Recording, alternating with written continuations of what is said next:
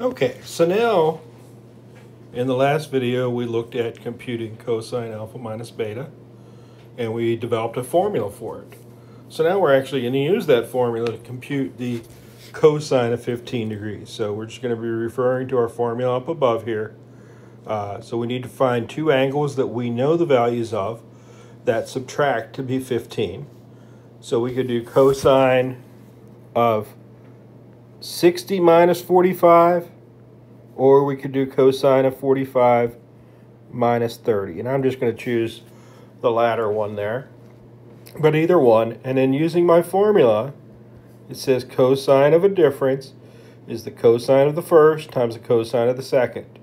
So I'm going to have cosine of 45 degrees times cosine of 30 degrees plus sine of the first, sine of the second, plus sine of 45 degrees times sine of 30 degrees. Okay. And then these are all exact values that we should have memorized. So we just compute them. Cosine of 45 is square root of 2 over 2. Cosine of 30 is square root of 3 over 2. Sine of 45 is square root of 2 over 2. Sine of 30 is 1/2. And then we can just simplify here. Square root of 2 times square root of 3 will be square root of 6.